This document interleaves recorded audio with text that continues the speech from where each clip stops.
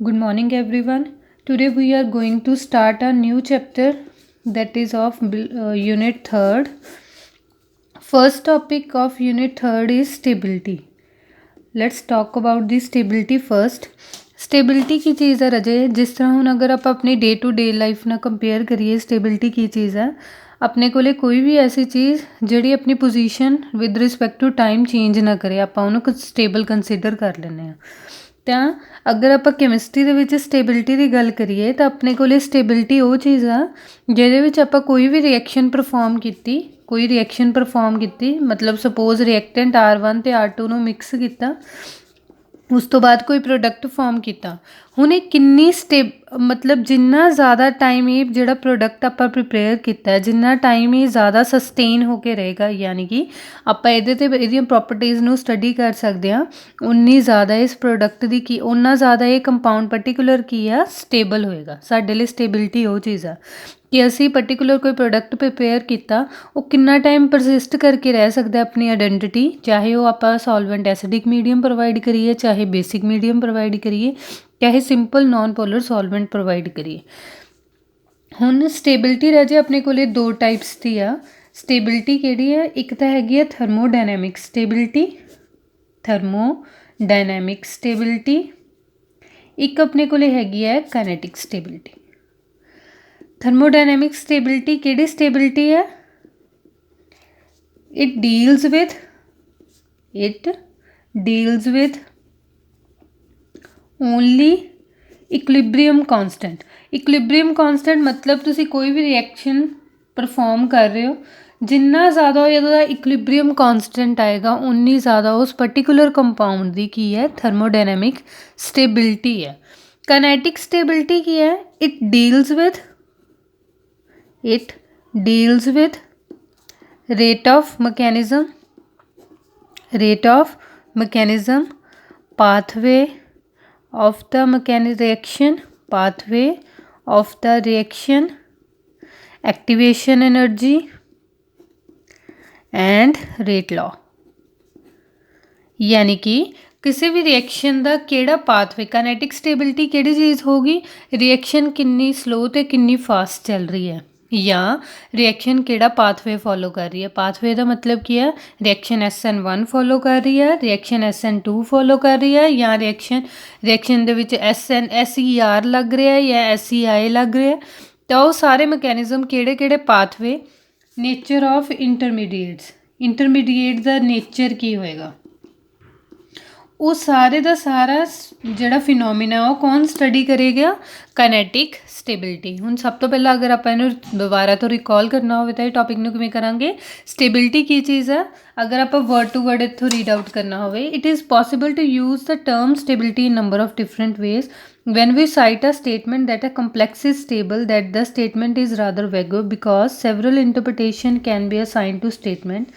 Stability without qualification, it is evident that complex exists under suitable conditions. It is possible to store this complex for long time। ਅਗਰ ਤੁਸੀਂ ਕੋਈ complex prepare ਕਰ ਰਹੇ ਹੋ, ਕਿੰਨਾ time ਤੁਸੀਂ ਉਹਨੂੰ ਪ੍ਰੀਜ਼ਰਵ ਕਰਕੇ ਰੱਖ ਸਕਦੇ ਹੋ ਉਹਦੀ ਸੇਮ ਨੇਚਰ ਦੇ ਵਿੱਚ। ਜਿਸ ਤਰ੍ਹਾਂ ਕਈ ਵਾਰੀ ਕੁਝ ਕੰਪਾਊਂਡਸ ਹੁੰਦੇ ਆ ਕਿ ਥੋੜ੍ਹਾ ਟਾਈਮ ਲਿਖਤਾ, ਅਗਰ ਉਹ ਜੈਸੇ ਹੀ ਆਕਸੀਜਨ ਨਾਲ ਰਿਐਕਟ ਕਰਦੇ ਉਹਨਾਂ ਦਾ ਕਲਰ ਚੇਂਜ ਹੋ ਜਾਂਦਾ, ਦੈਟ ਮੀਨਸ ਉਹਨਾਂ ਦੀ ਸਟੇਬਿਲਿਟੀ ਕੀ ਹੈ? ਘੱਟ ਹੈ, ਕਿਉਂਕਿ ਉਹ ਆਪਣੀ ਫਾਰਮ ਚੇਂਜ ਕਰ ਰਹੇ ਆ। ਤਾਂ ਆਪਣੇ ਕੋਲੇ ਸਟੇਬਲ ਕੀ ਚੀਜ਼ ਹੋਏਗਾ? ਕੈਮਿਸਟਰੀ ਦੇ ਅਕੋਰਡਿੰਗ ਜਿਹੜਾ ਕੰਪਾਊਂਡ ਅਸੀਂ ਪ੍ਰੀਪੇਅਰ ਕੀਤਾ ਅਸੀਂ ਉਹਨੂੰ ਸਟੋਰ ਕਰਕੇ ਰੱਖ ਸਕੀਏ। ਫੋਰ ਐਗਜ਼ਾਮਪਲ ਜਿਸ ਤਰ੍ਹਾਂ ਆਪਾਂ ਅਗਰ ਗੱਲ ਕਰੀਏ ਅਮੋਨੀਆ ਦਾ ਸੋਲਿਊਸ਼ਨ ਬਣਾਇਆ, ਅਮੋਨੀਅਮ ਹਾਈਡਰੋਕਸਾਈਡ ਆਪਾਂ ਬੋਟਲ 'ਚ ਬੰਦ ਕਰਕੇ ਨਹੀਂ ਰੱਖ ਸਕਦੇ, ਉਹਨੂੰ ਆਪਾਂ ਇਨ ਸੀਤੂ ਪ੍ਰੀਪੇਅਰ ਕਰਾਂਗੇ। ਜਦੋਂ ਹੀ ਆਪਾਂ ਨੂੰ ਰਿਐਕਸ਼ਨ ਵਿੱਚ ਚਾਹੀਦਾ ਹੁੰਦਾ ਆਪਾਂ ਉਸ ਟਾਈਮ ਅਮੋਨੀਅਮ ਹਾਈਡਰੋਕਸਾਈਡ ਪ੍ਰੀਪੇਅਰ ਕਰਦੇ ਹਾਂ। ਇਹਦਾ ਮਤਲਬ ਅਮੋਨੀਅਮ ਹਾਈਡਰੋਕਸਾਈਡ ਦੀ ਸਟੇਬਿਲਿਟੀ ਕੀ ਹੈ? ਬਹੁਤ ਘੱਟ ਹੈ। ਉਸੇ ਤਰ੍ਹਾਂ ਹੀ ਆਪਣੇ ਕੋਲੇ ਸਟੇਬਿਲਿਟੀ ਦੋ ਟਾਈਪਸ ਦੀ ਹੈ, ਥਰਮੋਡਾਇਨਾਮਿਕ ਸਟੇਬਿਲਿਟੀ ਅਤੇ ਕਾਈਨੈਟਿਕ ਸਟੇਬਿਲਿਟੀ। ਥਰਮੋਡਾਇਨਾਮਿਕ ਸਟੇਬਿਲਿਟੀ ਕਿਹਦੇ ਨਾਲ ਰੀਚ ਕਰਦੀ? When the system has reached equilibrium. ਮਤਲਬ ਸਿਰਫ ਥਰਮੋਡਾਇਨਾਮਿਕ ਸਟੇਬਿਲਿਟੀ ਕਿਹਦੇ 'ਤੇ ਫੋਕਸ ਕਰੇਗੀ? ਆਪਣੇ ਇਕੁਲਿਬਰੀਅਮ ਵੈਲਿਊਜ਼ 'ਤੇ। ਜਿੰਨਾ ਜ਼ਿਆਦਾ ਇਕੁਲਿਬਰੀਅਮ ਕਾਂਸਟੈਂਟ ਹੋਏਗਾ ਉਨਾ ਪਰਟੀਕੂਲਰ ਰਿਐਕਸ਼ਨ ਕਿਆ ਹੋਏਗਾ? ਸਟੇਬਲ ਹੋਏਗਾ। ਤੇ ਕਾਈਨੈਟਿਕ ਸਟੇਬਿਲਿਟੀ ਕਿਹਦੇ ਨਾਲ ਡੀਲ ਕਰਦੀ ਆ? It refers to leads with speed with which transformation leading to attainment of equilibrium takes place. when we talk the kinetic stability we are concerned with the rates and mechanism of chemical reaction like substitution हो रही है, isomerization हो रही है, racemization हो रही है या group transfer हो रहा है, ਕਿਹੜਾ pathway ਚੱਲ ਰਿਹਾ, ਸਾਰਾ ਕੁਝ। ਉਸ ਤੋਂ ਬਾਅਦ ਆਪਣੇ ਕੋਲੇ ਨੈਕਸਟ ਹੈਗਾ ਐਕਟੀਵੇਸ਼ਨ ਐਨਰਜੀ, ਉਹਦੇ ਨਾਲ ਲਿੰਕ। ਇੱਥੇ ਤੱਕ ਸੀਗਾ ਆਪਣਾ ਇਹ ਵਾਲਾ ਟੌਪਿਕ। ਨੈਕਸਟ ਆਪਣੇ ਕੋਲੇ ਕੀ ਆ? ਡੈਰੀਵੇਸ਼ਨ ਹੈ ਰਾਜੇ। ਡੈਰੀਵੇਸ਼ਨ ਦੇ ਵਿੱਚ ਕਿਵੇਂ ਡਿਰਾਈਵ ਕਰੋਗੇ ਤੁਸੀਂ? ਰਿਲੇਸ਼ਨ ਡਿਰਾਈਵ ਕਰਨਾ ਕਿਹਦੇ ਕਿਹਦੇ ਵਿੱਚ? ਥਰਮੋਕਾਈਨੈਟਿਕ ਸਟੇਬਿਲਿਟੀ, ਥਰਮੋਡਾਇਨਾਮਿਕ ਸਟੇਬਿਲਿਟੀ ਦੇ ਵਿੱਚ, ਥਰਮੋਡਾਇਨਾਮਿਕ ਸਟੇਬਿਲਿਟੀ ਦੇ ਵਿੱਚ ਰਿਲੇਸ਼ਨ ਕਿਹਦੇ ਵਿੱਚ ਡਿਵੈਲਪ ਕਰਨਾ? Step wise stability constant, step wise stability constant versus overall stability constant, overall stability constant. ਹੁਣ ਦੇਖੋ ਰਾਜੇ, ਸਭ ਤੋਂ ਪਹਿਲਾਂ ਆਪਣੇ ਕੋਲੇ ਰਿਐਕਸ਼ਨ ਕੈਸੀ ਹੈ? ਅਗਰ ਆਪਾਂ ਸਪੋਜ਼ ਕਰੋ ਐਮ 'ਚ ਐਨ ਲੀਗੈਂਡਸ ਐਡ ਕੀਤੇ, ਆਪਣੇ ਕੋਲੇ ਪ੍ਰੋਡਕਟ ਬਣਿਆ, ਸੌਰੀ ਇਸ ਤਰ੍ਹਾਂ MLN ਟਾਈਪ ਬਣਿਆ। ਆਪਣੇ ਕੋਲੇ ਇਕੁਲਿਬਰੀਅਮ ਦੀ ਗੱਲ ਹੋਣੀ ਹੈ ਕਿਉਂਕਿ ਥਰਮੋਡਾਇਨਾਮਿਕ ਰਿਲੇਸ਼ਨ ਦੀ ਗੱਲ ਚੱਲ ਰਹੀ ਹੈ। ਇਕੁਲਿਬਰੀਅਮ ਡਰਾ ਕਰਤਾ। ਹੁਣ ਇਹਦੇ ਵਿੱਚ ਆਪਣੇ ਕੋਲੇ ਇਕੁਲਿਬਰੀਅਮ ਦੀ ਆਪਾਂ ਅਗਰ ਓਵਰਆਲ ਇਕੁਲਿਬਰੀਅਮ ਕਾਂਸਟੈਂਟ ਲਿਖਣਾ ਹੋਵੇ ਤਾਂ ਉਹਦੀ ਵੈਲਿਊ ਕੀ ਲਿਖੋਗੇ? MLN M raised to power L raised to power N। ਸਾਡੇ ਕੋਲੇ ਇਹਦਾ ਇਕੁਲਿਬਰੀਅਮ ਕਾਂਸਟੈਂਟ ਦੀ ਵੈਲਿਊ ਕੀ ਹੁੰਦੀ ਹੈ? Concentration of product over concentration of reactant. ਹੁਣ ਰਿਐਕਟੈਂਟ ਦੇ ਵਿੱਚ ਅਗਰ ਤੁਹਾਡੇ ਫਰੰਟ 'ਤੇ ਸਟੋਕਿਓਮੈਟਰੀ ਲਿਖੀ ਹੋਈ ਹੈ ਤਾਂ ਉਹ ਸਟੋਕਿਓਮੈਟਰੀ ਕਿਹਦੇ ਵਿੱਚ ਹੁੰਦੀ ਹੈ? ਰੇਸ ਟੂ ਪਾਰ। ਇਹ ਆਪਣੇ ਕੋਲੇ ਹੁੰਦਾ ਓਵਰਆਲ ਸਟੇਬਿਲਿਟੀ ਕਾਂਸਟੈਂਟ। ਹੁਣ ਆਪਣਾ ਕੀ ਕਰਦੇ ਹਾਂ ਆਪਾਂ? ਸਟੈਪ ਵਾਈਜ਼ ਤੇ ਓਵਰਆਲ ਦੋਨਾਂ 'ਚ ਰਿਲੇਸ਼ਨ ਡਿਵੈਲਪ ਕਰਨਾ ਹੈ ਤਾਂ ਸਟੈਪ ਵਾਈਜ਼ ਕੈਸੇ ਲਿਖੋਗੇ? ਸਟੈਪ ਵਾਈਜ਼ ਕਿਵੇਂ ਆ? ਆਪਾਂ ਇੱਕ ਇੱਕ ਲੀਗੈਂਡ ਐਡ ਕਰੀ ਜਾਣਾ ਰਾਜੇ। ਸਭ ਤੋਂ ਪਹਿਲਾਂ M 'ਚ L ਐਡ ਕੀਤਾ ਤਾਂ ਵੀ ਗੈਟ L। ਤਾਂ ਆਪਣੇ ਕੋਲੇ ਪਹਿਲਾ ਉਹ ਸਟੈਪ ਵਾਈਜ਼ ਸਟੇਬਿਲਿਟੀ ਕਾਂਸਟੈਂਟ ਕੀ ਬਣ ਜਾਣਾ? K1 ml M into L। ਠੀਕ। ਹੁਣ ਆਪਣੇ ਕੋਲੇ ਸਪੋਜ਼ ਕੀਤਾ ML ਦੇ ਵਿੱਚ ਇੱਕ ਹੋਰ ਲੀਗੈਂਡ ਐਡ ਕੀਤਾ, ਕੀ ਬਣੇਗਾ? ML2। ਤਾਂ ਉੱਥੇ K2 ਦੀ ਵੈਲਿਊ ਕੀ ਲਿਖੋਗੇ? ML twice M into L into L। ਉਸੇ ਤਰ੍ਹਾਂ ਹੀ ਅਗਰ ਆਪਾਂ ML2 ਦੇ ਵਿੱਚ L ਦੀ ਇੱਕ L ਹੋਰ ਐਡ ਕੀਤਾ ਤਾਂ ਆਪਣੇ ਕੋਲ ਕੀ ਬਣ ਜਾਏਗਾ? ML3। K3 ਦੀ ਵੈਲਿਊ ਕੀ ਲਿਖੋਗੇ? ML3 product over concentration of reactants ML2 into L। Up to so on ਕਿੱਥੇ ਤੱਕ ਚੱਲਾਂਗੇ? ਜਦ ਤੱਕ ਆਪਣੇ ਕੋਲੇ ਓਵਰਆਲ ਪ੍ਰੋਡਕਟ ਜਿਹੜਾ ਆਪਾਂ ਬਣਾਉਣਾ ਚਾਹੁੰਦੇ ਸੀ ਉਹ ਡਿਜ਼ਾਇਰਡ ਪ੍ਰੋਡਕਟ ਨਹੀਂ ਬਣ ਜਾਂਦਾ। ਤਾਂ ਕੀ ਲਿਖੋਗੇ? MLN-1। ਕੋਈ ਐਸੀ ਸਿਚੁਏਸ਼ਨ ਹੋਏਗੀ L को जाके दैट इज़ MLN KN। कैसे लिखोगे? KN MLN into MLN-1 into L। ਹੁਣ ਸਪੋਜ਼ ਕਰੋ ਫॉर इंस्टेंस एग्जांपल ਦੇ ਤੌਰ ਤੇ ਆਪਾਂ ਲੈ ਲਿਆ, ਅਗਰ ਆਪਣੇ ਕੋਲੇ ਰਿਐਕਸ਼ਨ ਦੇ ਵਿੱਚ 4 ਸਟੈਪ ਹੁੰਦੇ दैट इज़ ਅਗਰ ਆਪਾਂ K1 K2 K3 K4 ਨੂੰ ਮਲਟੀਪਲਾਈ ਕਰ ਦਈਏ, K1 K2 K3 K4 ਨੂੰ ਮਲਟੀਪਲਾਈ ਕਰਤਾ ਤੇ ਆਪਣੇ ਕੋਲੇ ਰਿਐਕਸ਼ਨ ਕਿਹਦੇ ਇਕੁਅਲ ਹੈ? ਓਵਰਆਲ ਸਟੇਬਿਲਿਟੀ ਕਾਂਸਟੈਂਟ ਦੇ ਬੀਟਾ 4 ਦੇ। ਲਾਈਕ ਐਸ ਸਭ ਤੋਂ ਪਹਿਲਾਂ ਦੇਖੋ ਮੈਂ ਰਾਜੇ ਬੁੱਕ ਨਾਲ ਫੋਲੋ ਕਰ ਰਹੀ ਹਾਂ ਤਾਂ ਕਿ ਤੁਹਾਨੂੰ ਕੋਈ ਕਨਫਿਊਜ਼ਨ ਨਾ ਹੋਵੇ। ਆਪਣੇ ਕੋਲੇ ਸਟੇਬਿਲਿਟੀ ਕਾਂਸਟੈਂਟ ਆਪਾਂ ਸਟੈਪ ਵਾਈਜ਼ ਲਿਖਣੇ ਸ਼ੁਰੂ ਕਰਤੇ। These R called step wise formation constant ਜਾਂ ਸਟੈਪ ਵਾਈਜ਼ ਸਟੇਬਿਲਿਟੀ ਕਾਂਸਟੈਂਟ, ਜਿਨ੍ਹਾਂ ਦੀ value K1 K2 KN। Next ਆਪਣੇ ਕੋਲੇ ਕੀ ਆ? ਹੁਣ ਇਸ ਤੋਂ ਬਾਅਦ ਆਪਾਂ ਕੀ ਕਰਾਂਗੇ? ਆਪਣੇ ਕੋਲੇ ਜੇ ਆਪਾਂ ਇਸ ਰਿਐਕਸ਼ਨ ਦੇ ਵਿੱਚ ਇਹਦਾ ਓਵਰਆਲ ਕਾਂਸਟੈਂਟ ਲਿਖਣੇ ਹੋਣ ਸਭ ਦੇ, ਜਿਵੇਂ ਆਪਾਂ ਲਿਖਦੇ ਹਾਂ ਪਹਿਲਾਂ ਇਹ ਸਟੈਪ ਵਾਈਜ਼ ਲਿਖਤੇ, ਹੁਣ ਆਪਾਂ ਇਹਦੇ ਓਵਰਆਲ ਲਿਖਣੇ ਹੋਣ। ਓਵਰਆਲ ਕੈਸੇ ਲਿਖਾਂਗੇ ਕਿ ਜਿੰਨਾ ਲੀਗੈਂਡ ਆਪਾਂ ਪ੍ਰਿਪੇਅਰ ਕਰਨਾ ਚਾਹੁੰਦੇ ਹਾਂ ਡਾਇਰੈਕਟ ਹੀ ਪਾ ਦਿਓ, ਉਹ ਕੀ ਹੈ? Overall ML। ਜੇ ਅਸੀਂ M2L ਪ੍ਰਿਪੇਅਰ ਕਰਨਾ ਚਾਹੁੰਦੇ ਹਾਂ ਤਾਂ ਕੀ ਬਣ ਜਾਏਗਾ? ਡਾਇਰੈਕਟ ਹੀ ML2 ਬਣ ਜਾਏਗਾ। ਜੇ ਅਸੀਂ M3L ਸੋਚਿਆ ਹੋਇਆ ਸੀਗਾ ਤਾਂ ਸਿੱਧਾ ਹੀ ਕੋਈ ਸਟੈਪ ਨਹੀਂ ਪਰਫੋਰਮ ਕਰਨਾ, ਜੋ ਸੋਚਿਆ ਹੋਇਆ ਡਾਇਰੈਕਟ ਬਣਾ ਦੇਣਾ। ਉਸੇ ਤਰ੍ਹਾਂ ਹੀ ਕਹਿੰਦਾ ਜੇ ਅਸੀਂ ਸੋਚਿਆ ਹੋਇਆ ਕਿ ਅਸੀਂ NL ਲੀਗੈਂਡ ਲਗਾਉਣੇ ਸੀਗੇ ਡਾਇਰੈਕਟ ਲਗਾ ਦੇਣਾ MLN। ਤਾਂ ਆਪਣੇ ਕੋਲੇ ਬੀਟਾ ਦੀ ਵੈਲਿਊ ਕੀ ਆ ਜਾਏਗੀ? ਬੀਟਾ 1 ਕੀ ਆਏਗਾ? Concentration of product over concentration of reactant M into L। Beta 2 की आएगा ml twice over m into L square up to so on. अगर आप चलना हो बीटा n कैसे लिखोगे ml n m into L raise to power n। ਹੁਣ ਆਪਾਂ ਕੀ ਕਰ ਰਹੇ ਹਾਂ, ਕਹਿੰਦਾ ਫੋਰ ਇੰਸਟੈਂਸ ਅਸੀਂ ਕੀ ਕਹਿੰਦਾ ਸਪੋਜ਼ ਕਰ ਲਿਆ ਬੀਟਾ 3 ਨੂੰ ਅਸੀਂ ਅਰੇਂਜ ਕਰਨਾ ਹੋਵੇ ਤਾਂ ਬੀਟਾ 3 ਨੂੰ ਆਪਾਂ ਅਰੇਂਜ ਕਰਕੇ ਬੀਟਾ 3 ਦੀ ਵੈਲਿਊ ਕੀ ਲਿੱਤੀ ਹੈ ml3 m into L cube. ਇਹ ਆਪਾਂ overall stability constant just consider ਕਰ ਲਿਆ ਕਿਉਂਕਿ n ਦੀ ਵੈਲਿਊ ਆਪਾਂ ਨੂੰ ਗਿਵਨ ਨਹੀਂ ਹੈ, ਆਪਾਂ ਸਿਰਫ ਰਿਜ਼ਲਟ ਨੂੰ ਜਨਰਲਾਈਜ਼ ਕਰ ਸਕਦੇ ਹਾਂ। ਚਾਹੇ ਤੁਸੀਂ ਬੀਟਾ 3 ਦੀ ਜਗ੍ਹਾ ਬੀਟਾ 2 ਜਾਂ ਬੀਟਾ 4 ਲੈ ਸਕਦੇ ਸੀ। ਹੁਣ ਇਹਨੂੰ ਕਿੱਦਾਂ ਅਰੇਂਜ ਕਰੋਗੇ, ਉਹ ਕਹਿੰਦਾ ਕਿ ml3 ਬਣਾਉਣਾ ਚਾਹੁੰਦੇ ਹਾਂ, ਉਹਨੂੰ ਕਿਹਦੀ ਫਾਰਮ 'ਚ ਲਿਖਣਾ ਸ਼ੁਰੂ ਕਰੀਏ ਸਟੈਪ ਵਾਈਜ਼ ਸਟੇਬਿਲਿਟੀ ਕਾਂਸਟੈਂਟ ਦੀ ਫਾਰਮ 'ਚ। ਤਾਂ ਕਿਵੇਂ ਲਿਖੋਗੇ ml3 ਬਣਾਉਣ ਤੋਂ ਪਹਿਲਾਂ ਸਾਡੇ ਕੋਲ ਕੀ ਹੈ ml2 ਬਣਿਆ ਹੋਊਗਾ ਫਿਰ ml ਬਣਿਆ ਹੋਊਗਾ, ਤਾਂ ਉਹਨੂੰ ਕੀ ਕਰੋਗੇ ਤੁਸੀਂ ਉਹਨੂੰ ਹੀ ਮਲਟੀਪਲਾਈ ਉਹਨੂੰ ਹੀ ਡਿਵਾਈਡ ਕਰ ਦੋਗੇ। ਸਿਰਫ ਇੱਕ ਆਹ ਫੈਕਟਰ ਅਸੀਂ ਕੀ ਕੀਤਾ ਇੰਟਰੋਡਿਊਸ ਕੀਤਾ, ਬਾਕੀ ਦਾ ਸਾਰਾ ਕੁਝ ਸਹੀ ਚੱਲ ਰਿਹਾ m ਇੰਟੂ ਐਲ ਦੀ ਕਿਊਬ। ਹੁਣ ਨੈਕਸਟ ਕੀ ਕਰੋਗੇ, ਨੈਕਸਟ ਆਪਣੇ ਕੋਲ ਕੀ ਆਏਗਾ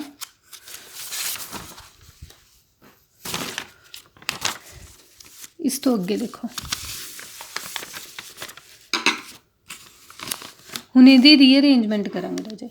ਰੀਅਰੇਂਜਮੈਂਟ ਕਿੱਦਾਂ ਕਰਾਂਗੇ, ml ਦੇ ਨੀਚੇ ਅਸੀਂ m ਇੱਕ ਐਲ ਨੂੰ ਆਪਾਂ ਅਰੇਂਜ ਕਰੀ ਜਾਣਾ m ਇੰਟੂ ਐਲ। ਦੇਖੋ ਧਿਆਨ ਨਾਲ ਆਪਣੇ ਕੋਲ ਇਹ ਸਟੈਪ ਪਹੁੰਚ ਗਿਆ ਕਿ ਆਪਾਂ ਨੇ ml3 ਬਣਾਇਆ ਸੀਗਾ, ml3 ਤੋਂ ਪਿੱਛੇ ਕਿਹੜੇ ਕਿਹੜੇ ਚੱਲਣਗੇ ml2 ਬਣਿਆ ਹੋਊਗਾ ਫਿਰ ml ਬਣਿਆ ਹੋਊਗਾ। ਜੇ ਆਪਾਂ ਉਹਨੂੰ ਸਟੈਪ ਵਾਈਜ਼ ਦੇ ਵਿੱਚ ਡਿਰਾਈਵ ਕਰਨਾ ਨਾ ਓਵਰਆਲ ਲੈ ਕੇ ਚੱਲ ਪਏ, ਉਹਦੇ ਵਿੱਚੋਂ ਦੀ ਆਪਾਂ ਸਟੈਪ ਵਾਈਜ਼ ਕ੍ਰੀਏਟ ਕਰਾਂਗੇ। ਤਾਂ ਹੁਣ ਆਪਾਂ ਇੱਥੇ ਤੱਕ ਪਹੁੰਚ ਗਏ ਸੀ, ਜੋ ਚੀਜ਼ ਉੱਪਰ ਮਲਟੀਪਲਾਈ ਕੀਤੀ ਉਹੀ ਆਪਾਂ ਨੀਚੇ ਡਿਵਾਈਡ ਕਰ ਦਾਂਗੇ ਕਿਉਂਕਿ ਐਕਚੁਅਲ 'ਚ ਇਹ ਰਿਲੇਸ਼ਨ ਦੇ ਅੰਦਰ ਹੈ ਹੀ ਨਹੀਂ, ਇਸ ਲਈ ਇਹ ਦੋਨੋਂ ਫੈਕਟਰਸ ਆਪਾਂ ਕੀ ਕਰਤੇ ਮਲਟੀਪਲਾਈ ਤੇ ਡਿਵਾਈਡ ਕਰਤੇ। ਹੁਣ ਆਪਾਂ ਜਸਟ ਸਿਰਫ ਅਰੇਂਜਮੈਂਟ ਕਰ ਰਹੇ ਹਾਂ ml ਟਵਾਈਸ ਦੇ ਨੀਚੇ ਆਪਾਂ ਕੀ ਕਰਨਾ ਕੀ ਲੱਗੇਗਾ m ਇੰਟੂ ਐਲ ml3 ਦੇ ਨੀਚੇ ਕੀ ਲਗਾਉਣਾ ml2 ਇੰਟੂ ਐਲ। ਹੁਣ ਦੇਖੋ ਰਾਜੇ ਜਿਹੜੇ ਆਪਣੇ ਕੋਲੇ ਇਹਦੇ ਵਿੱਚ ਆਪਾਂ ਜਿਹੜਾ step wise stability constant explain ਕੀਤੇ ਸੀ, ਇਹਦੇ ਵਿੱਚ ਉਹਦੀ ਸਟੈਪ ਵਾਈਜ਼ ਸਟੇਬਿਲਿਟੀ ਕਾਂਸਟੈਂਟ ਦੇਖੋ ਬੀਟਾ 3 ਦੇ ਵਿੱਚ ਇਹਦੀ ਵੈਲਿਊ ਕੀ ਆਪਾਂ ਪੁੱਟ ਕਰ ਸਕਦੇ ਹਾਂ। ਦੇਖੋ ਆਪਣਾ k1 ਦੀ ਵੈਲਿਊ ਆਹੀ ਹੈ ml into m into L, k2 ਦੀ ਵੈਲਿਊ ਕੀ ਆਹੀ ਆ, k3 ਦੀ ਵੈਲਿਊ ਕੀ ਆ ਆਹ ਵਾਲੀ ਹੈ। ਇਹਦਾ ਮਤਲਬ ਆਪਣਾ ਜਿਹੜਾ ਬੀਟਾ 3 ਹੈ ਇਹ ਕਿਹਦੇ ਇਕੁਅਲ ਸੀਗਾ ਬੀਟਾ 3 ਦੇ ਇਕੁਅਲ, ਤਾਂ ਇਹਨੂੰ ਆਪਾਂ ਕੀ ਲਿਖ ਸਕਦੇ ਹਾਂ k1 into k2 into kn k3 ਬੀਟਾ 3 ਵਾਸਤੇ। ਹੁਣ ਆਪਾਂ ਇਹਨੂੰ ਕੀ ਕਰ ਲਾਂਗੇ ਜਨਰਲਾਈਜ਼ ਕਰ ਲਾਂਗੇ, we have to generalize it। तो इस इनू किद्दां करांगे, अगर आप बीटा n लिखना होया तो आप किवें लिखांगे k1 into k2 into k3 up to so kn। हुण इहदे विच अपने कोले आ गया हुण taking log on both sides. जो तुसीं लॉग लोगे फिर की करोगे लॉग नैचुरल लॉग है राजे हले आप 2 अगर आप लॉग विद द बेस 10 की गल करते हैं, नैचुरल लॉग नहीं कहता इत्थे कोई है ना, अगर log with respect to base 10 लिता जाएगा तो इत्थे 2.303 का फैक्टर भी इंट्रोड्यूस होएगा। तो ये की आएगा log beta n log of सारे का log k1 into k2 up to so on kn। तो इत्थे की पुट करोगे लॉग के दे विच रिलेशन देखो ध्यान नाल की हुंदा जदों भी लॉग दे विच आपां नूं प्रोडक्ट दित्ती होवे m इंटू n दिता होवे आपां नूं की लिख सकते हैं log m plus log n। हुण इहदे विच राजे जे तुसीं log with respect to base 10 लओगे तो इत्थे 10 आ जाएगा, अगर वैसे आपां नॉर्मल नैचुरल लॉग की गल कर रहे हैं log m plus log n। हुण भी सिचुएशन सेम आ, साडे को n टर्म्स मल्टीप्लाई च पईआं तो आपां उहनूं की लिख सकते हैं log of k1 log of k2 up to so on log of kn plus which आ गया। हुण आपां इन्हां नूं की लिख सकते हैं समेशन लॉग kn n की वैल्यू जस्टिफाई करो कित्थों तो लोगे 1 तो लैके n तक। तो लॉग ऑफ बीटा n नूं तुसीं किहदे विच रिड्यूस कर लिया log of beta k n दे विच। हुण देखो राजे आप इत्थे तक पहुँच गए। ਹੁਣ ਨੈਕਸਟ ਆਪਣੇ ਕੋਲੇ ਕੀ ਆ, ਜੇ ਤਾਂ ਇਹਦੇ ਵਿੱਚ ਆਪਾਂ ਪ੍ਰੋਡਕਟ ਵਿੱਚ ਛੋੜੇ ਆ, ਮੈਂ ਤੁਹਾਨੂੰ ਇਸ ਤੋਂ ਅੱਗੇ ਕਰਵਾਤਾ, ਤੁਸੀਂ ਇਹਦਾ ਲੌਗ ਲੈ ਕੇ ਇਹਨੂੰ ਅੱਗੇ ਸੋਲਵ ਕਰ ਸਕਦੇ ਹੋ। ਹੁਣ ਦੇਖੋ ਰਾਜੇ, ਜਿਹੜਾ ਅੱਗੇ ਕਨਸੈਪਟ ਐਕਸਪਲੇਨ ਕਰਨਾ ਹੈ ਉਹਦੇ ਵਿੱਚ ਧਿਆਨ ਨਾਲ ਦੇਖਣਾ। ਜਿਹੜੇ ਆਪਣੇ ਕੋਲੇ ਕੋਈ ਐਗਜ਼ਾਮਪਲ ਲੈ ਕੇ ਚੱਲ ਰਿਹਾ ਇਹ ਕੈਡਮੀਅਮ ਨਾਈਟ ਅਮੋਨੀਆ ਦੀ, ਇਹਨੇ ਅਲਟੀਮੇਟ ਕੀ ਪ੍ਰਿਪੇਅਰ ਕਰਨਾ, ਟੈਟਰਾਮੀਨ ਕੰਪਲੈਕਸ ਪ੍ਰਿਪੇਅਰ ਕਰਨਾ ਕੈਡਮੀਅਮ ਦਾ। ਤਾਂ ਇਹ step wise stability constant find out ਕੀਤੇ ਨੇ। ਸਟੈਪ ਵਾਈਜ਼ ਸਟੇਬਿਲਿਟੀ ਕਾਂਸਟੈਂਟ ਦੀ ਟਰਮਸ ਨੂੰ ਰਾਜੇ ਧਿਆਨ ਨਾਲ ਦੇਖੋ। ਇਹਦੇ ਵਿੱਚ ਆਪਣੇ ਕੋਲੇ ਵੈਲਿਊਜ਼ ਕਿਵੇਂ ਲਿਖੀਆਂ ਹੋਈਆਂ, 10⁻².65, ਫਿਰ ਲਿਖੀ ਹੋਈ ਹੈ 2.10, ਫਿਰ ਲਿਖੀ ਹੋਈ ਹੈ 1.48, ਫਿਰ ਲਿਖੀ ਹੋਈ ਹੈ 10.09192। ਹੁਣ ਇਹਦੇ ਵਿੱਚ ਧਿਆਨ ਨਾਲ ਦੇਖੋ ਰਾਜੇ, ਸਭ ਤੋਂ ਜ਼ਿਆਦਾ ਵੈਲਿਊ K1 ਦੀ ਆ, ਫਿਰ K2, ਫਿਰ K3, ਫਿਰ K4। ਆਪਾਂ ਇਹਦਾ ਰੀਜ਼ਨ ਜਸਟੀਫਾਈ ਕਰਨਾ, ਉਸ ਤੋਂ ਬਾਅਦ ਆਪਣਾ ਆਰਟੀਕਲ ਕੰਪਲੀਟ ਹੋ ਜਾਏਗਾ। ਹੁਣ ਇਹਦੇ ਵਿੱਚ ਕੀ ਹੈ ਰਾਜੇ, ਦੇਖੋ ਧਿਆਨ ਦੇ ਨਾਲ, ਦੋਨੋਂ ਟਰਮਸ ਨੂੰ, ਦੋਨੋਂ ਐਗਜ਼ਾਮਪਲਸ ਉਹਨੇ ਸਾਇਨਾਈਡ ਦੀ ਲਿੱਤੀ ਹੈ, ਇੱਕ ਅਮੋਨੀਆ ਦੀ ਲਿੱਤੀ ਹੈ। ਦੋਨੋਂ ਦੇ ਵਿੱਚ ਆਪਣੀ K ਦੀ ਵੈਲਿਊ ਕੀ ਹੋ ਰਹੀ ਹੈ, ਰਿਡਿਊਸ ਹੋ ਰਹੀ ਹੈ। ਸਭ ਤੋਂ ਜ਼ਿਆਦਾ K1, ਫਿਰ K2, ਮਤਲਬ ਰਿਡਿਊਸਿੰਗ ਨੇਚਰ 'ਚ ਚੱਲ ਰਿਹਾ, ਡਿਕਰੀਜ਼ਿੰਗ ਆਰਡਰ ਫੋਲੋ ਹੋ ਰਿਹਾ। K1 ਦੀ ਵੈਲਿਊ ਮੈਕਸਿਮਮ ਹੈ, ਉਸ ਤੋਂ ਬਾਅਦ K4 ਦੀ ਸਭ ਤੋਂ ਘੱਟ। ਪਰ ਉਸ ਤੋਂ ਬਾਅਦ ਜਦੋਂ ਆਪਾਂ ਬੀਟਾ ਕਰ ਲੈਂਦੇ ਹਾਂ, ਓਵਰਆਲ ਸਭ ਨੇ ਜੁੜੀ ਜਾਣਾ ਐਂਡ ਵਿੱਚ ਜਾ ਕੇ, ਤਾਂ ਆਪਣਾ 10⁻7 ਤੋਂ ਅਬਵ ਬਣ ਜਾਂਦਾ। ਇਹਦਾ ਲੌਗ ਲਗਾਵਾਂਗੇ, ਵੈਲਿਊ 7 ਤੋਂ ਉੱਪਰ ਹੈ। ਜਿੰਨਾ ਜ਼ਿਆਦਾ ਲੌਗ ਦੀ ਵੈਲਿਊ, ਬੀਟਾ ਦੀ ਵੈਲਿਊ ਜਿੰਨੀ ਜ਼ਿਆਦਾ ਆਈ ਜਾਏਗੀ, ਉਨਾ ਜ਼ਿਆਦਾ ਸਟੇਬਿਲਿਟੀ ਉਸ ਪਰਟੀਕੂਲਰ ਰਿਐਕਸ਼ਨ ਦੀ ਕੀ ਹੋ ਜਾਣੀ ਹੈ, ਇਨਕਰੀਜ਼ ਹੋ ਜਾਣੀ। ਹੁਣ ਪਹਿਲਾਂ ਇਹਨਾਂ ਤੋਂ ਇਹ ਰੀਜ਼ਨਿੰਗ ਐਕਸਪਲੇਨ ਕਰਨ ਤੋਂ ਪਹਿਲਾਂ ਇਹ ਗ੍ਰਾਫ ਸਮਝ ਲਓ ਇੱਕ ਵਾਰ। ਹੁਣ ਇਹਦੇ ਵਿੱਚ ਆ ਗ੍ਰਾਫ ਜਸਟੀਫਾਈ ਕਰਨਾ ਈਜ਼ੀ ਆ, ਕਿਉਂ? ਕਿਉਂਕਿ ਦੇਖੋ ਧਿਆਨ ਨਾਲ, ਜਦੋਂ ਵੀ ਆਪਾਂ ਸਟੈਪ ਵਾਈਜ਼ ਸਟੇਬਿਲਿਟੀ ਕਾਂਸਟੈਂਟ ਦੀ ਗੱਲ ਕਰਦੇ ਹਾਂ, ਦੇਖੋ ਹੁਣ ਇਹਦੇ ਵਿੱਚ ਧਿਆਨ ਨਾਲ ਦੇਖੋ ਗ੍ਰਾਫ ਨੂੰ ਸਮਝਣ ਤੋਂ ਪਹਿਲਾਂ ਇਕੁਏਸ਼ਨਸ ਧਿਆਨ ਨਾਲ ਦੇਖੋ। ਇਹਦੇ ਵਿੱਚ ਆਪਾਂ M ਦੇ ਵਿੱਚ ਲੀਗੈਂਡ ਐਡ ਕੀਤਾ ML, ਮਤਲਬ ਇਹਦੀ ਕੰਸਨਟ੍ਰੇਸ਼ਨ ਆਪਾਂ ਕੁਝ X ਲੈ ਕੇ ਚੱਲੇ ਸੀਗੇ, ਇਸ ਨੇ ਲੀਗੈਂਡ ਨਾਲ ਕੰਬਾਈਨ ਕਰਕੇ ML ਦੇਤਾ। ਇਹਦਾ ਮਤਲਬ ਇਹਦੀ ਕੰਸਨਟ੍ਰੇਸ਼ਨ ਅਗਲੇ ਸਟੈਪ 'ਚ ਕੀ ਹੋਗੀ, ਖਤਮ ਹੋਣੀ ਸ਼ੁਰੂ ਹੋ ਗਈ। ਅਤੇ ਉਸ ਤੋਂ ਬਾਅਦ ਜਿਹੜਾ ML ਦੀ ਕੰਸਨਟ੍ਰੇਸ਼ਨ ਬਣੀ ਸੀਗੀ, ਜਿਹੜੀ ਇੱਥੇ ਬਣੀ ਸੀਗੀ, ਉਹ ਇੱਥੇ ਅਗਲੇ ਸਟੈਪ 'ਚ ਕੰਜ਼ਿਊਮ ਹੋਣੀ ਸ਼ੁਰੂ ਹੋ ਗਈ। ਇਹਦਾ ਮਤਲਬ ਕੀ ਹੈ, ਗ੍ਰਾਫ ਪਹਿਲਾਂ ਇੱਕ ਮੈਕਸਿਮਮ ਰਾਈਜ਼ ਕਰੇਗਾ, ਫਿਰ ਉਸ ਤੋਂ ਬਾਅਦ ਡਿਕਰੀਜ਼ ਕਰਨਾ ਸ਼ੁਰੂ ਹੋ ਜਾਏਗਾ। ਤਾਂ ਹੁਣ ਗ੍ਰਾਫ ਨੂੰ ਧਿਆਨ ਨਾਲ ਦੇਖੋ, ਆਪਾਂ ਕੋਈ ਰਿਐਕਟੈਂਟ ਲੈ ਕੇ ਚੱਲੇ ਸੀ ਸਟਾਰਟਿੰਗ, ਉਹਦੀ ਕੰਸਨਟ੍ਰੇਸ਼ਨ ਕੀ ਹੋ ਗਈ, ਰਿਡਿਊਸ ਹੋਣਾ ਸ਼ੁਰੂ ਹੋ ਗਈ। ਜਦੋਂ ਤੱਕ ਉਹ ਰਿਡਿਊਸ ਹੋਣੀ ਹੋ ਰਹੀ ਸੀ, ਨਾਲ ਦੀ ਨਾਲ ਆਪਣੇ ਕੋਲੇ ਰਿਐਕਟ ਕਰਕੇ ਪ੍ਰੋਡਕਟ ਬਣਨਾ ਸ਼ੁਰੂ ਹੋ ਗਿਆ। ਤਾਂ ਉੱਥੋਂ ਦੀ ਕੰਸਨਟ੍ਰੇਸ਼ਨ ਅਗਲੇ ਦੀ ਕੀ ਹੋਣੀ ਸ਼ੁਰੂ ਹੋ ਗਈ, ਰੇਜ਼ ਹੋਣੀ ਸ਼ੁਰੂ ਹੋ ਗਈ। ਮੈਕਸਿਮਮ ਤੱਕ ਕੈਡਮੀਅਮ ਨਾਈਟ ਅਮੋਨੀਆ ਬਣਿਆ, ਨਾਲ ਦੀ ਨਾਲ ਅਗਲੇ ਅਮੋਨੀਆ ਨੇ ਜਦੋਂ ਅਟੈਕ ਕੀਤਾ, ਉਹ ਕੀ ਹੋ ਗਿਆ, ਕੰਜ਼ਿਊਮ ਹੋ ਗਿਆ, ML ਕੰਜ਼ਿਊਮ ਹੋ ਗਿਆ। ਇਹਦਾ ਮਤਲਬ ਇੱਕ ਇਸ ਪੁਆਇੰਟ ਤੋਂ ਬਾਅਦ ਇਹਦੀ ਕੰਸਨਟ੍ਰੇਸ਼ਨ ਕੀ ਹੋ ਜੂਗੀ, ਡਿਕਰੀਜ਼ ਹੋਣੀ ਸ਼ੁਰੂ ਹੋ ਜੂਗੀ, ਕਿਉਂਕਿ ਇਹ ਕੀ ਹੈ, ਸਾਰੇ ਰਿਐਕਸ਼ਨ ਇੰਟਰਮੀਡੀਏਟਸ ਆ, ਇਹ ਆਪਾਂ ਨੂੰ ਫਾਈਨਲ ਪ੍ਰੋਡਕਟ 'ਚ ਤਾਂ ਮਿਲਣੇ ਹੀ ਨਹੀਂ। ਕੈਡਮੀਅਮ ਟੈਟਰਾ ਅਮੋਨੀਆ, ਕੈਡਮੀਅਮ ਅਤੇ 4 ਅਮੋਨੀਆ ਆਪਾਂ ਐਡ ਕੀਤੇ ਆ ਤਾਂ ਵਿਚਾਲੇ ਇੰਟਰਮੀਡੀਏਟ ਜਿੰਨੇ ਆਏ ਆ, ਆਪਾਂ ਨੂੰ ਮਿਲਣੇ ਨਹੀਂ ਆ ਫਾਈਨਲ ਪ੍ਰੋਡਕਟ। ਦੈਟ ਮੀਨਸ ਜਿੰਨਾ ਆਪਾਂ ਗ੍ਰਾਫ ਡਰਾ ਕਰਨਾ, ਉਨਾ ਹੀ ਆਪਾਂ ਇਹਦੀ ਪੀਕ ਨੂੰ ਕੀ ਕਰ ਦੇਣਾ, ਖਤਮ ਕਰ ਦੇਣਾ। 0 ਤੋਂ ਪ੍ਰੋਡਕਟ ਬਣਨਾ ਸਟਾਰਟ ਹੋਏਗਾ, ਫਿਰ ਜਦੋਂ ML ਬਣਿਆ, ਨਾਲ ਦੀ ਨਾਲ ਅਗਲੇ ਸਟੈਪ ਵਾਈਜ਼ ਵਾਸਤੇ ਉਹ ਕੰਜ਼ਿਊਮ ਹੋ ਗਿਆ, ਅਤੇ ਇਹਦਾ ਮਤਲਬ ਉਹਦੀ ਕੰਸਨਟ੍ਰੇਸ਼ਨ 0। ਉਸ ਤੋਂ ਬਾਅਦ ML ਤੋਂ ਬਾਅਦ ML2 ਬਣਨਾ ਸ਼ੁਰੂ ਹੋਇਆ, ML2 ਇੱਕ ਸਟੇਜ ਤੱਕ ਬਣਿਆ, ਉਸ ਤੋਂ ਬਾਅਦ ਉਹਦੀ ML2 ਇੱਕ ਸਟੇਜ ਤੱਕ ਪੂਰਾ ਬਣਿਆ ਤਾਂ ਰਾਈਜ਼ ਕੀਤਾ। ਉਸ ਤੋਂ ਬਾਅਦ ML2 ਕੰਜ਼ਿਊਮ ਹੋਣਾ ਸ਼ੁਰੂ ਹੋ ਗਿਆ, ਤਾਂ ਉਹਨੇ ਕੀ ਕਰਨਾ, ਡਿਕਰੀਜ਼ ਕਰਨਾ ਸ਼ੁਰੂ ਕਰ ਦੇਣਾ। ਉਸ ਤੋਂ ਬਾਅਦ ਦੇਖੋ ML3 ਇੱਕ ਸਟੈਪ 'ਚ ML3 ਆਪਣੇ ਕੋਲੇ ML3 ਬਣਨਾ ਸ਼ੁਰੂ ਹੋ ਗਿਆ, ਨਾਲ ਦੀ ਨਾਲ ML3 ਕੀ ਹੋਣਾ ਸ਼ੁਰੂ ਹੋ ਗਿਆ, ਕੰਜ਼ਿਊਮ ਹੋਣਾ ਸ਼ੁਰੂ ਹੋ ਗਿਆ।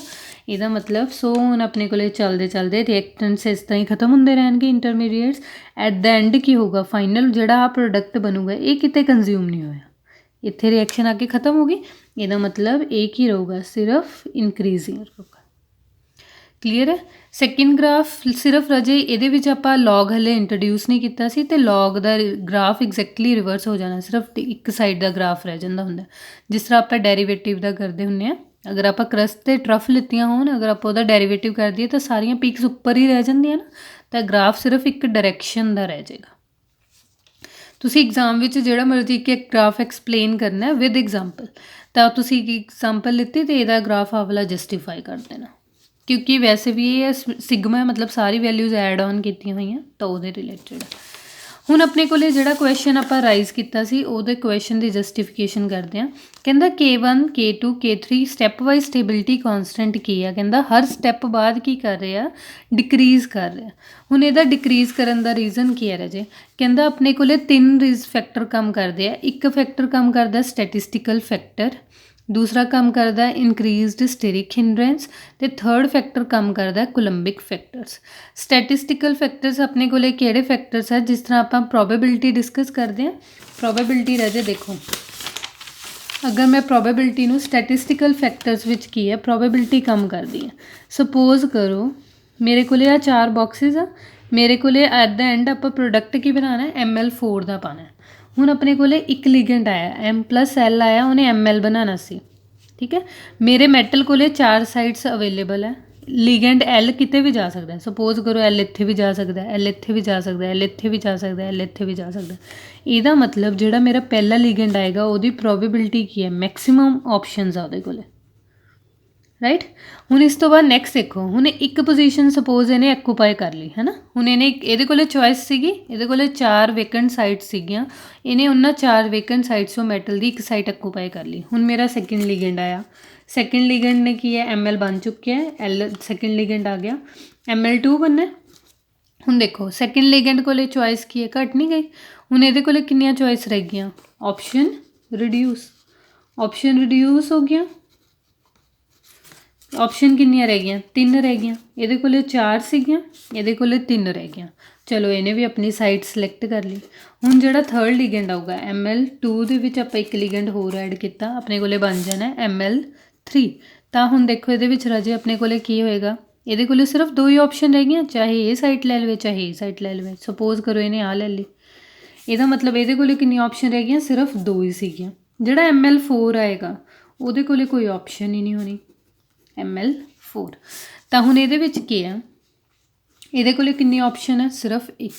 ਇਹਦਾ मतलब ਉਹ ਕੀ ਕਹਿ ਰਿਹਾ, ਕਹਿੰਦਾ ਸਟੈਟਿਸਟੀਕਲ ਫੈਕਟਰਸ ਕੀ ਕਹਿ ਰਿਹਾ, ਕਹਿੰਦਾ ਜਿਵੇਂ ਜਿਵੇਂ ਆਪਣੀ ਪ੍ਰੋਬੇਬਿਲਿਟੀ ਕੀ ਹੋਈ ਜਾ ਰਹੀ ਹੈ, ਰਿਡਿਊਸ ਹੋਈ ਜਾ ਰਹੀ ਹੈ, ਸਾਈਟ ਨੂੰ ਪ੍ਰੈਫਰ ਕਰਨ ਦੀ ਚੋਇਸਿਸ ਘਟੀ ਜਾ ਰਹੀਆਂ ਲਿਗेंड ਕੋਲੇ, ਉਵੇਂ ਉਵੇਂ ਆਪਣੀ ਪ੍ਰੋਬੇਬਿਲਿਟੀ ਰਿਡਿਊਸ ਹੋ ਰਹੀ ਹੈ, ਤੇ ਉਵੇਂ ਉਵੇਂ ਆਪਣਾ ਸਟੈਪ ਵਾਈਜ਼ ਸਟੇਬਿਲਿਟੀ ਕੌਨਸਟੈਂਟ ਕੀ ਹੋ ਰਿਹਾ ਹੈ, ਰਿਡਿਊਸ ਹੋ ਰਿਹਾ। ਪਹਿਲਾ ਫੈਕਟਰ ਕਲੀਅਰ ਆ। सब तो पहला फैक्टर क्या है, स्टैटिस्टिकल फैक्टर। स्टैटिस्टिकल फैक्टर से तुसी प्रोबेबिलिटी डिस्कस करनी है राजे। हुण ਇਹਦੇ ਵਿੱਚ ਜਿਹੜੀ एग्जांपल ਇਹਨੇ ਲਿੱਤੀ ਆ, ਇਹਨੇ ਵਾਟਰ ਦੀਆਂ n ਸਾਈਡਸ ਲਿੱਤੀਆਂ, ਇਹ ਇੱਕ ਇੱਕ ਲਿਗेंड ਲਿਆ ਕੇ ਅਟੈਚ ਕਰੀ ਜਾ ਰਿਹਾ, ਤੇ ਉਵੇਂ ਉਵੇਂ ਉਹਦੀ ਪ੍ਰੋਬੇਬਿਲਿਟੀ ਆਪਣੇ ਕੋਲੇ ਕੀ ਹੋਈ ਜਾ ਰਹੀ ਹੈ, ਰਿਡਿਊਸ ਹੋਈ ਜਾ ਰਹੀ ਹੈ। ਤਾਂ ਸਟੈਟਿਸਟਿਕਲ ਰਿਲੇਸ਼ਨ ਨੂੰ ਤੁਸੀਂ ਐਵੇਂ ਐਸ ਸੱਚ ਲਰਨ ਕਰ ਸਕਦੇ ਹੋ। ਅਗਰ ਤੁਸੀਂ ਕਨਸੈਪਟ ਨੂੰ ਸਮਝਣਾ ਹੈ ਤਾਂ ਤੁਸੀਂ ਇਸ ਕਨਸੈਪਟ ਦੇ ਨਾਲ ਸਮਝ ਸਕਦੇ ਹੋ। ਹੁਣ ਨੈਕਸਟ ਆਪਣੇ ਕੋਲੇ ਕੀ ਆ, ਸਟੀਰਿਕ ਹਿੰਡਰੈਂਸ। ਹੁਣ ਸਟੀਰਿਕ ਹਿੰਡਰੈਂਸ ਦੇਖੋ ਰਾਜੇ ਕਿਵੇਂ ਆ। ਸਟੀਰਿਕ ਹਿੰਡਰੈਂਸ ਵੀ ਸੇਮ ਸਿਚੁਏਸ਼ਨ ਆ। ਪਹਿਲਾਂ ਮੇਰੀ ਮੈਟਲ ਕੋਲੇ ਪੂਰੀ ਸਪੇਸ ਸੀਗੀ ਹੈ ਨਾ, ਇੱਕ ਲਿਗेंड ਆਰਾਮ ਨਾਲ ਆਇਆ, ਉਹਨੇ ਕੋਈ ਵੀ ਸਪੇਸ 360 ਦੇ ਅੰਦਰ ਕੋਈ ਵੀ ਸਾਈਡ ਚੂਜ਼ ਕਰ ਲਈ। ਹੁਣ ਮੇਰਾ ਸੈਕਿੰਡ ਲਿਗेंड ਆਇਆ, ML ਬਣ ਚੁੱਕਿਆ, ਇੱਕ ਸਾਈਡ ਸਿਲੈਕਟ ਹੋ ਚੁੱਕੀ ਆ। ਹੁਣ ਮੇਰਾ ਜਿਹੜਾ ਸੈਕਿੰਡ ਲਿਗेंड ਆਇਆ, ਉਹ ਪਹਿਲਾਂ ਤਾਂ ਉਹਨੂੰ ਕੋਈ ਰਿਪਲਸ਼ਨ ਨਹੀਂ ਸੀ, ਉਹਦੀ ਵਿਸਿਨਿਟੀ 'ਚ ਕੋਈ ਨਹੀਂ ਸੀ ਉਸ ਲਿਗेंड ਦੀ, ਸਿਰਫ ਮੈਟਲ ਦੀ ਅਟਰੈਕਟਿਵ ਫੋਰਸ ਸੀ, ਉਹ ਆਰਾਮ ਨਾਲ ਕੇ ਲੱਗ ਜਾਂਦਾ ਸੀ। ਹੁਣ ਇਹਦੇ ਵਿੱਚ ਕੀ ਆ, ਜਦੋਂ ਹੀ ਮੇਰਾ ਸੈਕਿੰਡ ਲਿਗेंड ਆਇਆ, ਹੁਣ ਉਹ ਕੌਣ ਫੇਸ ਕਰੂਗਾ, ਕਿ ਇਹਦਾ ਗੁੱਸਾ ਫੇਸ ਕਰਨਾ ਪਏਗਾ, ਲਿਗेंड ਦਾ। ਕਿਉਂ? ਕਿਉਂਕਿ ਇਹਨਾਂ ਦਾ ਨੇਚਰ ਕੀ ਆ, ਸੇਮ ਹੈ। ਇਹਦਾ ਮਤਲਬ ਹੁਣ ਨੈਕਸਟ ਜਦੋਂ ਉਹ ਆਊਗਾ ML2 ਨੇ ਉਹਨੂੰ ਜਦੋਂ M ਤੇ L ਨੇ ਲੈਣੀ ਆ ਸਾਈਡ, ਸਪੋਜ਼ ਕਰੋ ਇੱਥੇ ਆ ਕੇ ਲੱਗਿਆ, ਇਹਦਾ ਮਤਲਬ ਸਟੀਰਿਕ ਹਿੰਡਰੈਂਸ ਕਾਜ਼ ਹੋ ਗਈ, ਇੱਥੇ ਨਹੀਂ ਲੱਗ ਪਾਇਆ, ਉਹ ਇੱਥੇ ਲੱਗਿਆ। ਹੁਣ ਆਪਣੇ ਕੋਲੇ ML3 ਦੇ ਵਿੱਚ ਅਗਰ ਆਪਾਂ ਜਾਣਾ ਹੋਵੇ ਤਾਂ 2 ਸਾਈਡਸ ਆਲਰੇਡੀ ਐਕੂਪਾਈ ਹੋ ਚੁੱਕੀਆਂ। ਹੁਣ ਆਪਣਾ ਥਰਡ ਲਿਗेंड ਆਊਗਾ, ਉਹਨੂੰ ਇਹ ਦੋਨੋਂ ਜਣੇ ਰਿਪੈਲ ਕਰਨਗੇ ਕਿਉਂਕਿ ਸੇਮ ਨੇਚਰ ਦੇ ਆ। ਅਗਰ ਇਹਨਾਂ ਉੱਤੇ ਨੈਗੇਟਿਵ ਚਾਰਜ ਹੋਇਆ, ਰਿਪਲਸ਼ਨ ਜ਼ਿਆਦਾ ਇਨਕਰੀਜ਼ ਹੋ ਜਾਏਗੀ।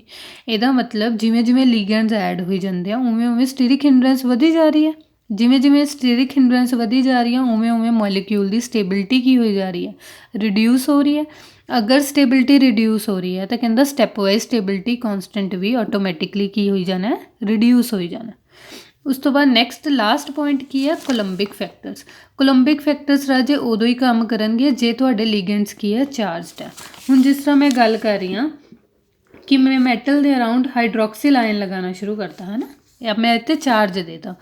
हुण जैसे ही मेरा अगला हाइड्रोक्सिल आके लगेगा, कोलंबिक फैक्टर सिर्फ उस टाइम ही इंट्रोड्यूस करने जो तुहाडा लिगेंड सामने वाला, जिद्दां हुण आपां एग्जाम्पल आ वाली कीती सीगी साइनाइड, इस टाइम 3 फैक्टर्स लगणगे, स्टैटिस्टिकल भी लगेगा, कोलंबिक भी लगेगा, स्टीरिक हिंड्रेंस भी लगेगा। पर जो आप अमोनीया का केस लिता, अमोनीया च की लगेगा, अमोनीया सिर्फ 2 फैक्टर्स लगणगे, एक अपने को स्टैटिस्टिकल लगेगा, एक अपने को स्टीरिक हिंड्रेंस वाला लगेगा, क्योंकि अमोनीया की न्यूट्रल है ना, चार्ज तो ये को है ही नहीं गा। इसलिए कोलंबिक फैक्टर सिर्फ उदों ही लगाने जो चार्जड लिगेंड्स ऐड हो रहे हैं। हुण देखो पहला साइनाइड ऐड होया, साइनाइड ने ਕਿ ਇਹ ਰਿਪਲਸ਼ਨ ਕੋਈ ਨਹੀਂ ਸੀ, ਕੈਡਮੀਅਮ ਪੋਜ਼ਿਟਿਵ ਹੈ, ਸਾਈਨਾਈਡ ਨੈਗੇਟਿਵ ਹੈ, ਆਰਾਮ ਨਾਲ ਲੱਗ ਗਿਆ। ਹੁਣ ਜੈਸੇ ਹੀ ਸੈਕਿੰਡ ਸਾਈਨਾਈਡ ਆਏਗਾ ਉਹ ਕੀ ਕਰੇਗਾ, ਰਿਪਲਸ਼ਨ ਕਾਜ਼ ਕਰੇਗਾ, ਕਿਉਂਕਿ ਨੈਗੇਟਿਵ ਚਾਰਜ ਇੱਕ ਦੂਸਰੇ ਨੂੰ ਕੀ ਕਰਦੇ ਆ, ਰਿਪੈਲ ਕਰਦੇ ਆ, ਫੋਰਸਫੁਲੀ ਉਹਨੂੰ ਬਣਨ ਨਹੀਂ ਦੇਣਗੇ। ਇਹਦਾ ਮਤਲਬ ਸਟੇਬਿਲਿਟੀ ਕਾਂਸਟੈਂਟ ਕੀ ਹੋ ਜਾਏਗਾ, ਮੇਰਾ ਆਟੋਮੈਟਿਕਲੀ ਰਿਡਿਊਸ ਹੋ ਜਾਏਗਾ। ਤਾਂ ਇਸ ਰੀਜ਼ਨ ਜਿਹੜਾ ਵੀ ਇਹ ਆਰਟੀਕਲ ਆਪਾਂ ਕਰਨਾ ਐਗਜ਼ਾਮ ਦੇ ਵਿੱਚ, ਤੁਹਾਨੂੰ ਕਦੇ ਵੀ ਇਹ ਕੁਐਸਚਨ ਕਈ ਵਾਰੀ ਤਾਂ ਐਨੋਮਲਸ ਪੁੱਛ ਲੈਂਦੇ ਆ, ਕਈ ਵਾਰੀ ਉਹ ਨਹੀਂ ਪੁੱਛਦੇ ਹੈਗੇ, ਤਾਂ ਉਸ ਟਾਈਮ ਤੁਸੀਂ ਕੀ ਕਹਿਣਾ, ਉਸ ਟਾਈਮ ਤੁਸੀਂ ਇਹ ਜਸਟੀਫਿਕੇਸ਼ਨ ਇੱਥੇ ਤੱਕ ਖ਼ਤਮ ਕਰਕੇ ਆਉਣੀ ਹੈ। ਇਹ ਆਰਟੀਕਲ ਸੀਗਾ ਇੱਥੇ ਤੱਕ। ਉਸ ਤੋਂ ਬਾਅਦ ਕਹਿੰਦਾ ਕੁਛ ਬਿਹੇਵੀਅਰ ਕੀ ਹੈ, ਐਨੋਮਲਸ ਹੈ। ਹੁਣ ਰਾਜੇ ਦੇਖੋ, ਅਗਰ ਆਪਣੀ ਕਨਫੀਗਰੇਸ਼ਨ ਦੇ ਵਿੱਚ ਕੋਆਰਡੀਨੇਸ਼ਨ ਨੰਬਰ ਰੇਜ਼ ਕਰੀ ਜਾਏਗਾ, ਜਿੰਨਾ ਹੁਣ ਅਗਰ ਆਪਾਂ ML6 ਸਪੋਜ਼ ਕਰ ਰਹੇ ਹਾਂ, ਆਪਾਂ 6 ਲਿਗੈਂਡ ਲਗਾਉਣੇ ਮੈਟਲ ਦੇ ਅਰਾਊਂਡ, ਤਾਂ ਆਪਣਾ ਸਟੈਪ ਵਾਈਜ਼ ਸਟੇਬਿਲਿਟੀ ਕਾਂਸਟੈਂਟ ਉਵੇਂ ਰਿਡਿਊਸ ਹੋ ਜਾਏਗਾ। ਸਪੋਜ਼ ਕਰੋ ਮੇਰਾ ਕੋਆਰਡੀਨੇਸ਼ਨ ਨੰਬਰ 6 ਤੋਂ 4 ਹੋ ਗਿਆ, ਦੈਟ ਮੀਨਸ ਮੇਰੇ ਕੋਲ ਸਪੇਸ ਹੈਗੀ ਹੈ ਲਿਗੈਂਡ ਨੂੰ ਲੱਗਣ ਵਾਸਤੇ, ਤਾਂ ਉਹਨਾਂ ਰਿਪਲਸ਼ਨ ਫੈਕਟਰ ਕੀ ਹੋ ਜਾਊਗਾ, ਘਟ ਜਾਊਗਾ। ਅਤੇ ਇਹਦਾ ਮਤਲਬ ਕਈ ਵਾਰੀ ਕਹਿੰਦਾ K ਦੀ ਵੈਲਿਊ ਹੈ ਐਨੋਮਲਸ ਬਿਹੇਵ ਕਰਦੀ ਹੈ। ਅਤੇ ਇਹ ਸਾਰੇ ਰੀਜ਼ਨ ਆਪਣੇ ਕੋਲੇ ਜਿਹੜੇ ਅਬਰਪਟ ਚੇਂਜ ਹੈ, ਕਹਿੰਦਾ ਕਈ ਵਾਰੀ ਤਾਂ ਆਪਣੇ ਕੋਲੇ ਕੋਆਰਡੀਨੇਸ਼ਨ ਨੰਬਰ ਦਾ ਫਰਕ ਆ ਜਾਂਦਾ, ਕਈ ਵਾਰੀ ਹਾਈਬ੍ਰਿਡਾਈਜੇਸ਼ਨ ਦਾ ਫਰਕ ਆ ਜਾਂਦਾ, ਜਿੱਦਾਂ SP ਤੋਂ SP3 ਬਣਨਾ ਸੀ ਜਾਂ SP2 ਤੋਂ SP3 ਬਣਨਾ ਸੀ, ਤਾਂ ਉਸ ਟਾਈਮ ਕਈ ਵਾਰੀ ਰੇਸ਼ੀਓ ਕੀ ਕਰਦੀ ਹੈ, ਐਨੋਮਲਸ ਬਿਹੇਵ ਕਰਦੀ ਹੈ ਕੁਝ ਕੇਸਿਸ ਦੇ ਵਿੱਚ। ਤਾਂ ਉਹਨਾਂ ਦਾ ਰੀਜ਼ਨ ਸਿਰਫ ਆਹੀ ਦੋ ਤਿੰਨ ਫੈਕਟਰਸ ਹੁੰਦੇ ਆ, abrupt change in the complexation of each of these ligands, electronic structure ਜ਼ਰਾ ਜੇ ਫਰਕ ਹੁੰਦਾ। ਕਈ ਵਾਰੀ ਆਪਣੇ ਕੋਲੇ ਜਿਹੜੇ ਆਪਣਾ EG ਜਿਹੜਾ ਆਰਬਿਟਲ ਆ, ਸਿਗਮਾ ਆਰਬਿਟਲ ਇਨਵੋਲਵ ਹੁੰਦਾ ਬੌਂਡਿੰਗ ਦੇ ਵਿੱਚ, T2G ਇਨਵੋਲਵ ਨਹੀਂ ਹੁੰਦਾ। ਅਗਰ T2G 'ਚ ਇਲੈਕਟ੍ਰੋਨ ਕਿਤੋਂ ਵੀ ਆ ਜਾਂ ਜਾ ਰਹੇ ਆ, ਤਾਂ ਉਹਦੇ ਨਾਲ ਸਟੇਬਿਲਿਟੀ ਕਾਂਸਟੈਂਟ ਨੂੰ ਕੋਈ ਫਰਕ ਨਹੀਂ ਪੈਣਾ। ਤਾਂ ਇਸ ਲਈ ਕਈ ਵਾਰੀ ਇਸ ਤਰ੍ਹਾਂ ਦੇ ਫੈਕਟਰਸ ਹੋ ਜਾਂਦੇ ਆ ਕਿ ਇਲੈਕਟ੍ਰੋਨਿਕ ਫੈਕਟਰਸ ਜਿਹੜੇ ਕੰਮ ਕਰਦੇ ਆ, ਉਹਦੀ ਵਜ੍ਹਾ ਨਾਲ ਕਈ ਵਾਰੀ ਐਨੋਮਲਸ ਹੁੰਦਾ। ਅਦਰਵਾਈਜ਼ ਇਹੀ ਤਿੰਨੋਂ ਫੈਕਟਰਸ ਦੀ ਵਜ੍ਹਾ ਨਾਲ ਹਰ ਸਿਸਟਮ 'ਚ K ਦੀ ਵੈਲਿਊ ਕੀ ਮਿਲਦੀ ਹੈ, ਸਾਨੂੰ ਡਿਕਰੀਜ਼ਿੰਗ ਹੀ ਮਿਲਦੀ ਹੈ। That's all about this lecture. ਅਗਲੇ ਲੈਕਚਰ 'ਚ ਆਪਾਂ ਫੈਕਟਰਸ ਹੋਰ ਫੈਕਟਰ ਸਿੱਖਾਂਗੇ।